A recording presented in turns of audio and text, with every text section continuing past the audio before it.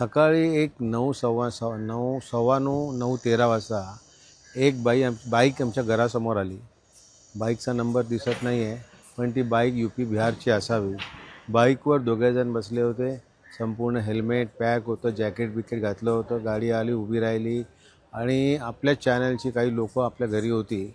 त्यांचं लक्ष तिथे गेलं. त्यांनी रेकॉर्डिंग करत होता एका मोबाईलवर आणि त्याच्या पोटावरती वरती 5 आणि खाली 5 असे 10 मोबाईल त्यांनी लावले होते. आणि ह्या 10 मोबाईलमध्ये त्यांनी पाहिल्याबरोबर त्यांनी मध्ये एक पुठ्ठा टाकला आणि गाडी ती निघून गेली.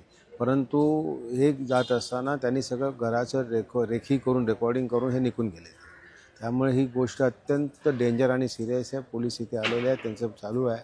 परंतु माझ्या मते जी बाबा सिद्दीकीची गोष्ट झाली आहे ती इथे घडू नये म्हणून पोलिसांनी व्यवस्थित त्या पद्धतीने त्याची चौकशी करावी.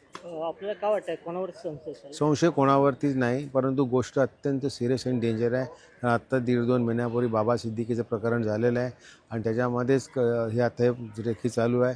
आपल्या सगळ्यांना माहिती आहे ज्या प्रकारे संजय राऊत बोलत आहेत, ज्या प्रकारे आम्ही दोघं एकत्र जातो आणि त्यामुळे अत्यंत डेंजर आणि सिरियस गोष्ट आमच्यासाठी ती आहे.